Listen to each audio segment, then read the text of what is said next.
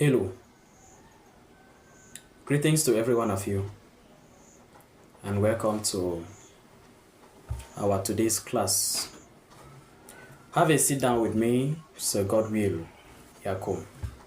We look at general knowledge today. And in our general knowledge class, we are going to be discussing the notion of living together and social cohesion in Cameroon. So I'll be inviting you to clear understanding of all that I'll be saying in our today's class. All right, so let's discuss on living together. Living together, and let's understand social cohesion in Cameroon. So the question that begs for an answer is, what is living together all about? Living together refers to the ability of individuals or group of individuals to coexist peacefully, in harmony or harmoniously, and productively within a society, despite differences in culture, religion, ethnicity, and social background. I may say it again. Living together is the ability of individuals or a group of individuals to coexist peacefully, harmoniously, productively within a society despite their differences in culture, religion, ethnicity, and social background. And this is the case of Cameroon.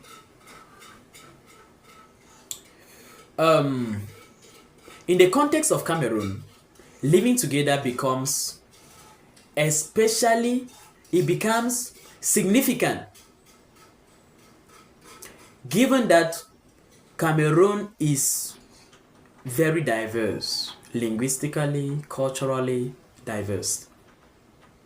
So social cohesion in Cameroon is a call to concern. That is, living together. Cameroon has a diverse demographic composition with over 250 ethnic groups speaking different languages and a mixture of religions. Cameroon serves as an interesting example of how social cohesion can be nurtured, challenged, and maintained. So let's look at diversity as the foundation of living together in Cameroon. How is diversity a foundation for living together in Cameroon? First thing first, Cameroon is often referred to as Africa in miniature. Africa in miniature. Now, what is the meaning of that statement? Africa in miniature. I believe you know. Cameroon is often referred to as African in miniature because of its linguistic, cultural, and demographical diversity. The country's ethnic diversity includes a mixture of major ethnic groups like the Bamileke, the Beti, the Fulani, and many others, the Sawa, the Tikals, and many others, the Pygmies. So the demographic the diversity in Cameroon, the ethnic diversity in Cameroon include a mixture of all these ethnic groups. Let's actually look at how ethnically diverse Cameroon is. Cameroon has over 250 ethnic groups, and each of these ethnic groups has a particular language, a particular custom and tradition. For example, the largest ethnic groups in Cameroon are the Beti, the Bamileke, the Bassa, the Fulani, and among others, right? And then there are more than 200 languages that have been spoken in Cameroon. Here we talk of linguistic diversity. Read the Constitution of Cameroon 1996. We, the people of Cameroon, proud of our linguistic and cultural diversity, an enriching feature of our national unity. So we are looking at how ethnic diversity, how Cameroon exhibits ethnic diversity. And we have spoken about the ethnic groups, major ethnic groups in Cameroon, and there are so many languages, more than 200 languages that are being spoken in Cameroon. Among others, we have 2 official languages. What makes Cameroon bilingual? Because we speak English and French.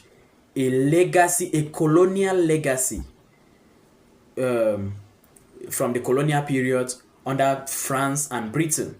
Why these languages are used for official government businesses, many people, they speak their indigenous languages in their daily life. That means their mother tongue, their native languages in their day-to-day life. But when it comes to official business or official use, like at the level of the government, and for professional purposes, we now use the official languages English and French. That's that's ethnic diversity. Now, what about religious diversity? Cameroon is also religiously diverse. For example, Cameroon has a majority of Christians. About 70% of Cameroonians are Christians. And even in Christianity, there is a significant proportion of the population being Catholics, followed by the Protestants, Pentecostals, Apostolics, and so on. Then Islam. We have a large number of Cameroonians. About 20% of Cameroonians are Muslims. And the Muslims are mostly found in the northern part of Cameroon. Majority. Then that means as we have churches everywhere in the southern part of Cameroon, the same way we have mosque everywhere in the northern part of Cameroon. Then we also have indigenous beliefs. These are what? Animism. Animism is when you believe in some people, they believe that their ancestors, their parents, you may be one of them, their great grandparents who died many years ago, they are the one protecting them, providing for them, and so on. That's what some people they believe. So that we call it indigenous belief or animism. They are known as animists. They regularly visit the shrine in order to know updates from their ancestors. Their ancestors here could be their great grandparents who died thousands of years ago, and then they really believe that these people, they are there to be guiding and protecting them, and sometimes they even pray to them. These are indigenous belief. Most often they even still sacrifice to them. They worship river goddess, stone gods, and so on. So you see, these are the 3 main religions that are being practiced in Cameroon: Christianity, Islam, and animism.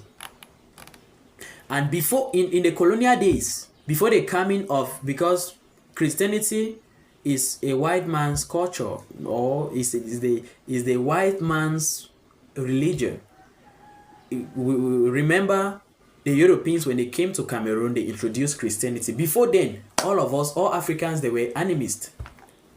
So the European missionaries like Reverend Afreseka, Reverend Joseph Mary, they came and established Christianity and religious centers in Cameroon, for example, as well as other African countries.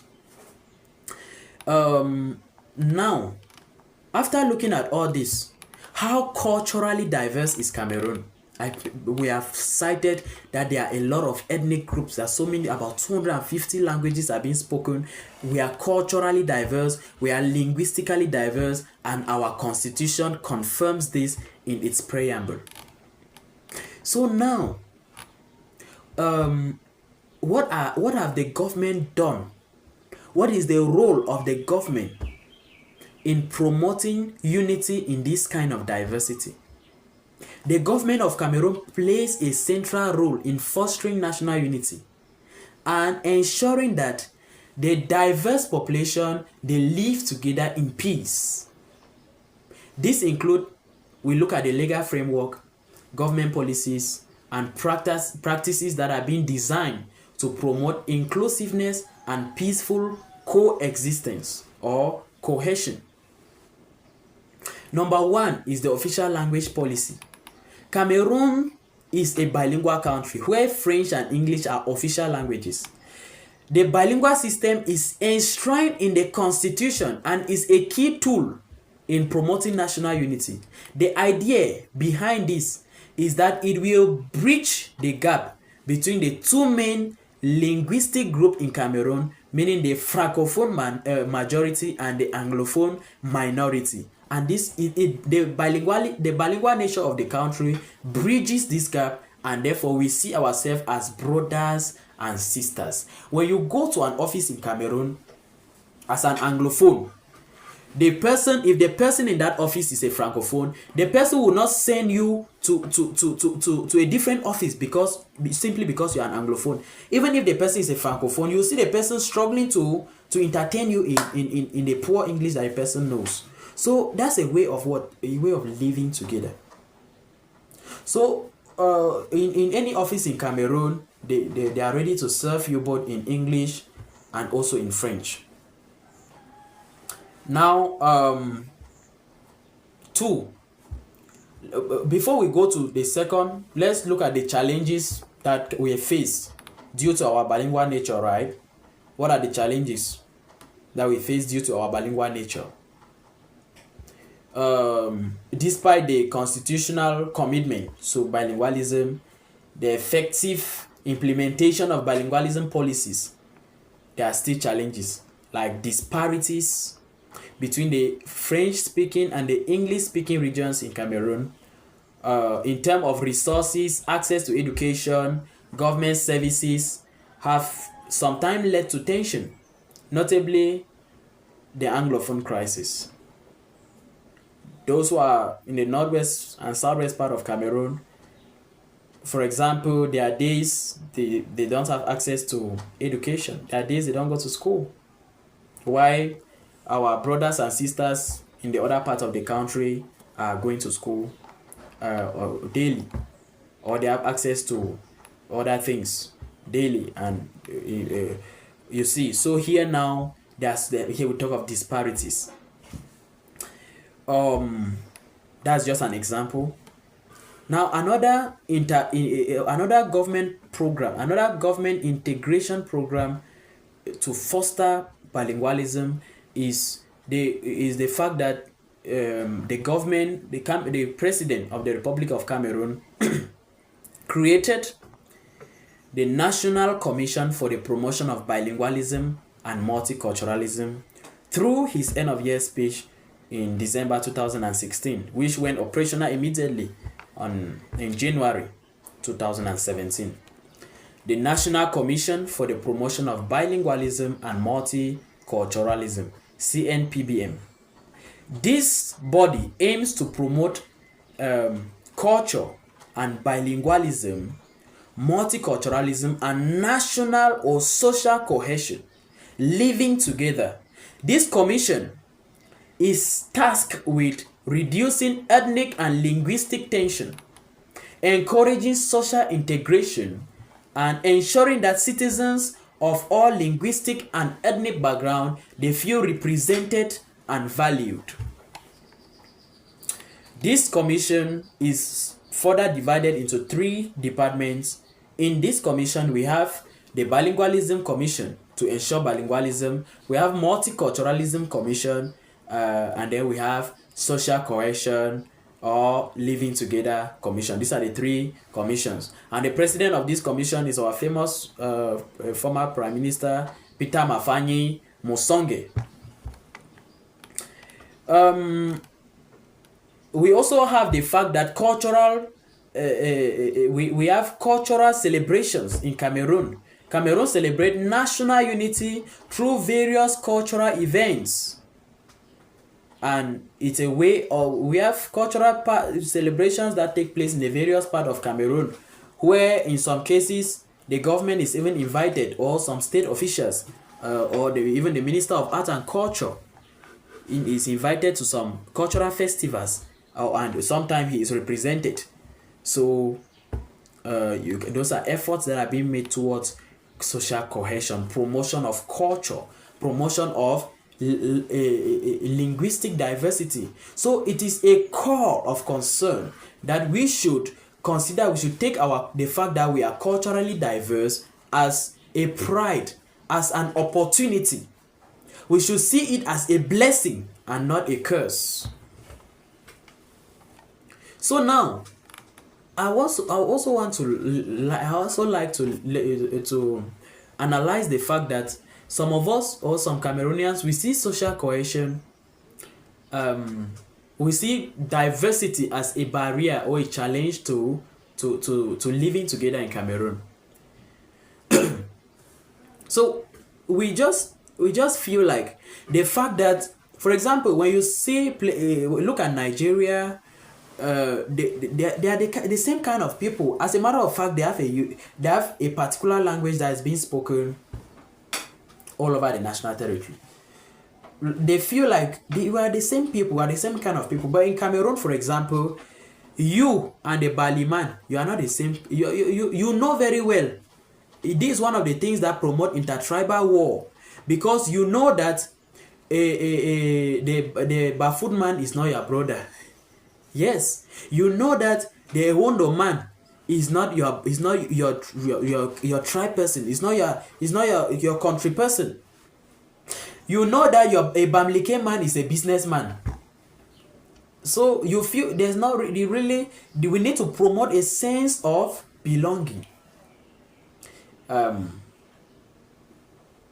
Right now, so now what are the challenges? The challenges towards social cohesion or living together in Cameroon. We can talk of ethnic tension. We have intertribal wars, simply because we are diverse, linguistically, culturally diverse. It promotes intertribal wars, and especially between certain group of people over some kind of resources, over maybe a certain land, or some kind of political representation or social status. These tensions are often they are often caused by competition for political power or government jobs or resources. The second is political representation. Certain ethnic group, they may feel underrepresented in the government institution, and then this leads to frustration. In Cameroon, for example, we have many tribes. How do you feel? For example, let's imagine that the head of state is from a different tribe. Prime Minister, a different tribe. All the ministers from different tribes, but among them, your tribe is not mentioned, your tribe is not represented. You feel underrepresented, you may feel frustrated, you may feel like there are some people that are more Cameroonian than yourself. But I have this good news for you. Nobody is more Cameroonian than another. When you read the Constitution, it says clearly that everybody is equal before the law. So there is this principle of equality. There's this principle of equality that all of you, despite your ethnic background, your political status, you are equal with a Bamileke man, you are equal with a Bassa man, you are equal with a Fulani man, you are equal with a Bambala man, you are equal with any other kind of person. Now, another challenge is, let's look at the Anglophone crisis as a challenge to the fact that we are living together, as a challenge towards living together in Cameroon. Let's look at the Anglophone crisis. To look at this, in looking at the Anglophone crisis, we have to look at the historical background of the Anglophone crisis, as well as the impact of the Anglophone crisis on unity in Cameroon. The Anglophone crisis, first of all, let's look at the historical background. The Anglophone crisis refers to a socio-political problem and military conflict that has been going on in Cameroon since 2016. It involved two English-speaking regions in Cameroon, notably the Northwest and the Southwest regions, which have long felt marginalized by the central government, which is primarily the Francophone. Now, what are the impacts of this crisis on the unity of Cameroon and the fact that Cameroon we want to live together, social cohesion among one another? This crisis has resulted in violent clashes between separatist groups and the government, and it has deepened. Or there's a struggle for division between the Anglophone and the Francophones. This division challenges the idea of living together in the country, and this fact that there is the separatist fighters that are struggling to declare a state, an independent state for themselves, is making our social cohesion questionable. It's a challenge. It creates a sense of alienation. It creates a sense of exclusion among the Anglophone community. Now, let's also look at socioeconomic disparities. In looking at this, we'll look at regional disparities. Economic development disparities between the French-speaking Cameroon and the English-speaking regions of Cameroon, as well as between the rural and urban areas, contribute to social tension. The French-speaking region in Cameroon, they tend to be more developed, while the Anglophone-speaking regions, they often feel neglected. Talk more of now during the crisis. They wrote, let me not talk. I said nothing. Now let's talk about educational and economic inequality. Don't laugh. I know you are laughing right now. Don't laugh. Let's talk on academic and economic inequality. There are also disparities in access to education, healthcare, and job opportunities. The youths, especially from the poor background, they are more likely to face challenges in accessing education and decent employment. This raises a question mark on our social cohesion. If some people, because of their political or social status, they can easily gain job, and some other people, it's difficult for them to have a well-paid job, or by the time they come for job interview, the interviewer, you are asking them about their family background. How does their family background have to do with the fact that they need that job? Or does it mean people from poor family background, they cannot perform well, or what? Or you don't want people who, I don't know. So now it raises a concern about our living together. Now, what are the rules of citizen in promoting social cohesion? We have seen what the government has done so far. The government has gone so far in promoting social cohesion in Cameroon.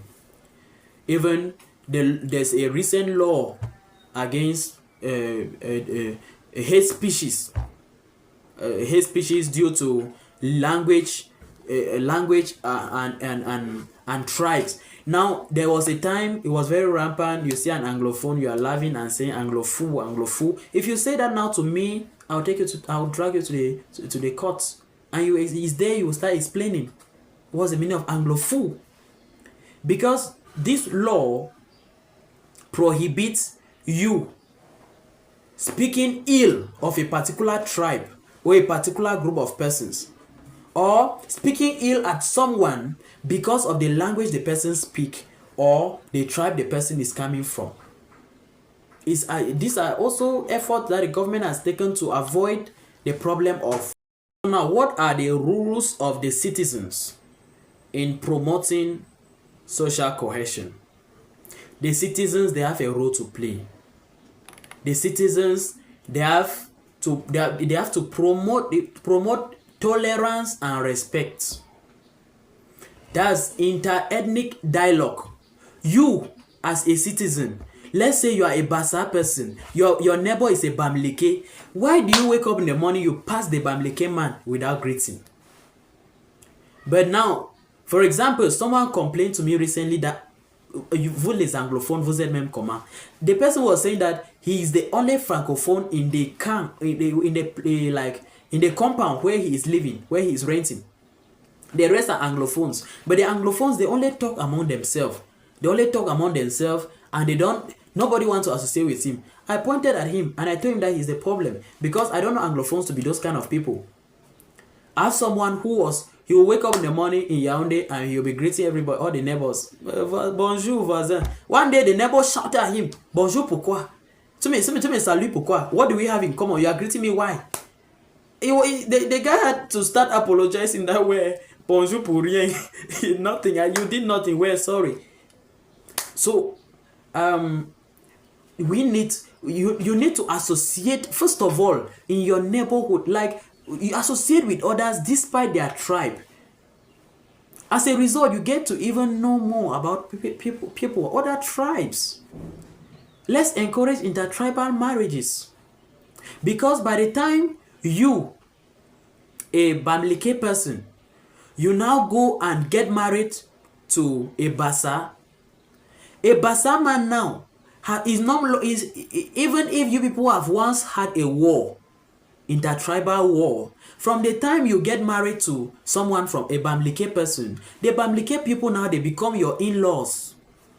You now look at them as your in-laws. You value them. Okay? So intertribal marriages, they also play an important role in living together. But if you go and marry someone from a particular tribe and there's a problem in the home, don't say I'm the one who said it too. I'm just teaching my lesson. Intertribal marriages, they play an important role in social cohesion. They give you a sense of belonging. When you are a Tika, you come and get married to a Bamileke, you also feel like one of the Bamileke. When there's a Bamileke meeting, you can attend. There's a Tika meeting, a Bamun meeting, you can also attend. Your tribe, your wife's tribe, and so on. It plays an important role when it comes to social cohesion. Now, celebrating diversity. Citizens should celebrate diversity on daily basis. They should celebrate this diverse heritage, and they should promote national pride. The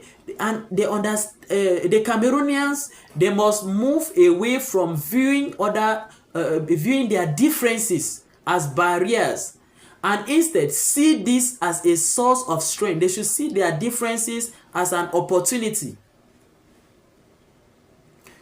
Another thing we'll be talking about is engagement. You need to be involved. Be involved in the political life of your country. When elections are coming up, go and vote. Don't sit in the house and say, I'm like this. My tribe, first of all, there's none of us that's represented in the government. So even if I go and vote now, it's still the Basa man that will win. It's still a tone that will win. Is the tone that's ruling this country? No, that's not the case. Be involved. Have a sense of belonging. Conclusion. In our today's class, we are looking at social cohesion and living together. And I'll conclude by saying that living together in Cameroon, with its complex ethnic mixture, linguistic and religious groups, it remains a work in progress because we are still struggling towards social cohesion. But I want to let you know that a lot has been done. It's because of this that, His Excellency President of the Republic President Paul Biya organized le Grand Dialogue National, the major national dialogue to curb the Anglophone crisis. And there was a representation of different committees to provide long-lasting solutions to the ongoing Anglophone crisis, which we are going to look at.